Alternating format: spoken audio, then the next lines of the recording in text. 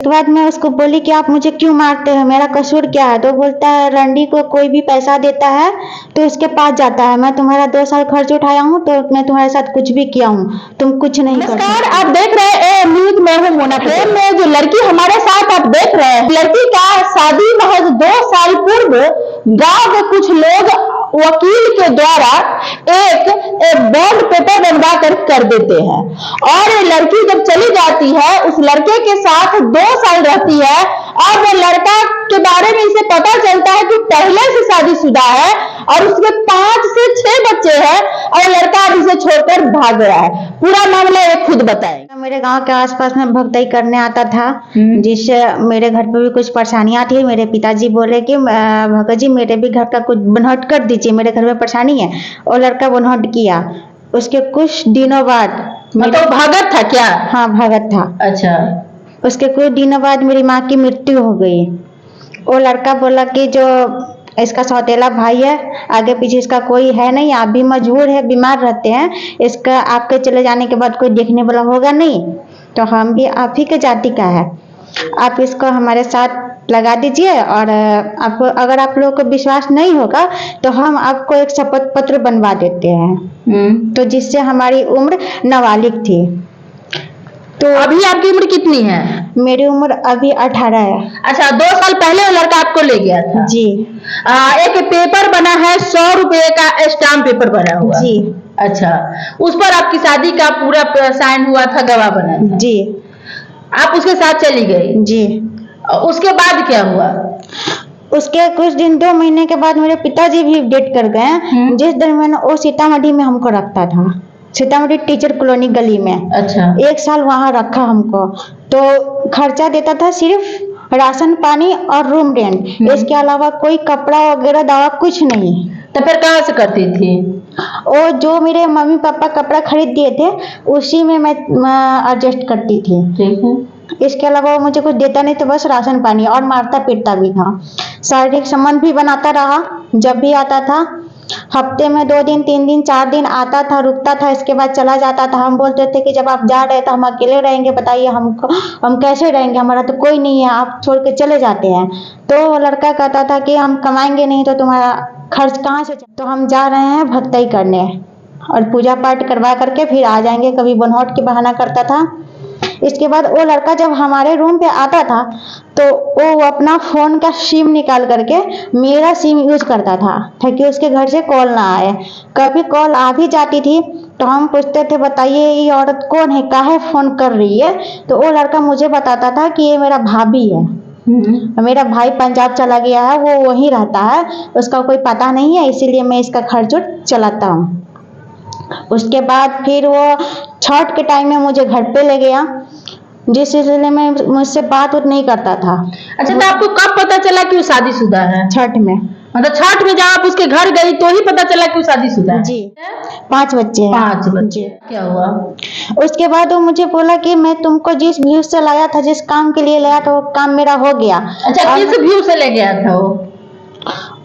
ये तो नहीं बताता, सिर्फ बोलता है कि बस तुमसे हमको पैसा चाहिए था। अच्छा जी। तो क्या आपने पैसा दिया? हम पैसा देते कहाँ से, हम तो खुद मजबूर है ना। अच्छा, गांव वाले आपका शादी करवाए थे तो आपका उम्र कितना था? उसमें आधार कार्ड से दी हुई है, जिसमें 1/1/2002 है। अच्छा। और मेरा डेट ऑफ सर्टिफिकेट है उस पर 1/1/2005 है। तो मेरी रियल जो उम्र है वो 2005 की ही है। 2005 की है। अभी आपकी उम्र कितना है? अभी 18 है। 18 है। जिस समय शादी हुआ था उस समय कितना उम्र था? 16 साल है। ठीक है, आप 2 साल उसके साथ रही जी। वो आपको भगा दिया जी। ठीक है, आपको घर से भगाया कब? वो शिवहर में रखता था, शिवहर से मुझे मार्च से ही खर्चा बंद कर दिया। अच्छा। जिससे मैं मार्च कब? मार्च से इस साल या पिछले साल? नहीं, इसी साल। अच्छा। और मार्च से जब खर्चा बंद कर दिया तो मैं वहां से आई, मतलब रो रही थी।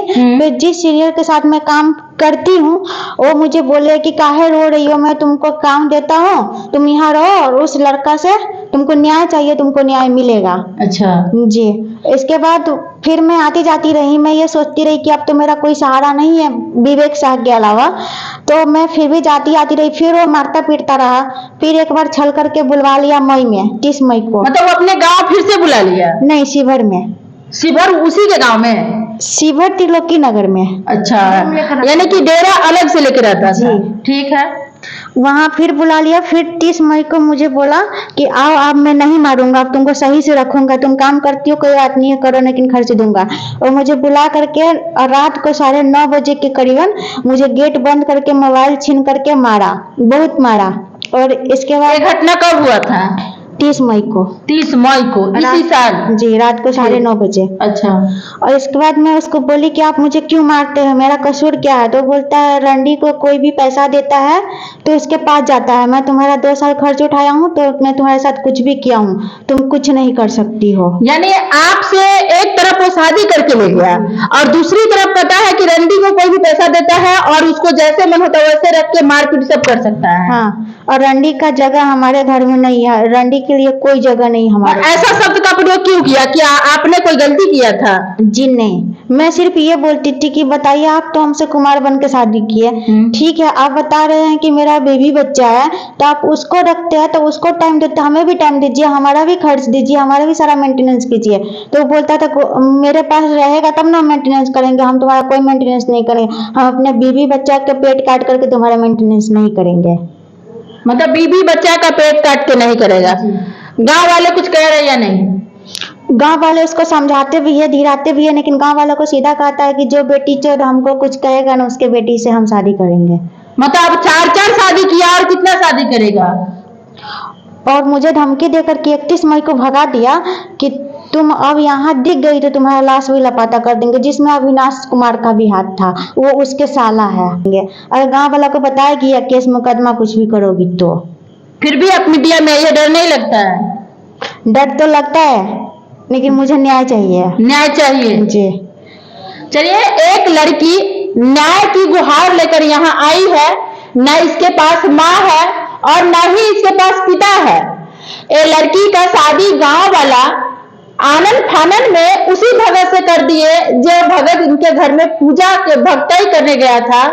वो का अपने आप को अनमैरिड बता रहा था कि मैं शादीशुदा नहीं हूँ, उसी से गांव वाला शादी कर दिया और इस पर करवाया कि लड़का प्रूफ दिया कि मैं 100 रुपए के स्टाम्प पेपर पर साइन करता हूँ कि मैं शादीशुदा नहीं हूँ। सही है जी। तो शादी का फोटो भी हम आपको दिखाते हैं जो बजाते पेपर पर साइन किया गया है, वकील द्वारा बना गया है, और इस लड़की के साथ ऐसा होता है।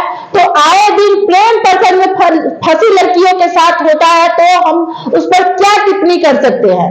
ये लड़की तो ऐसी है कि इनके माँ भी मर गई, इसके पिताजी भी मर गए, सौतेला भाई और बहन है जो इसे पसंद नहीं करते हैं, घर में रहने नहीं देते हैं। गांव वाले शादी भी करवा दिए तो एक ऐसे शख्स से जो शख्स 2 साल तक रखने के बाद अब घर से निकाल दिया और उसके पास 5 बच्चे, एक बीबी है और पहले से 2 लड़की को और धोखा दे चुका है, एक तीसरी है, एक पत्नी है। ऐसे लोगों के साथ क्या होना चाहिए सो बताइए आप। आप जितने दर्शक हैं आप ही इसके इंसाफ कीजिए कि आखिर इस लड़की के साथ जो धोखा किया है उसके साथ होना क्या चाहिए।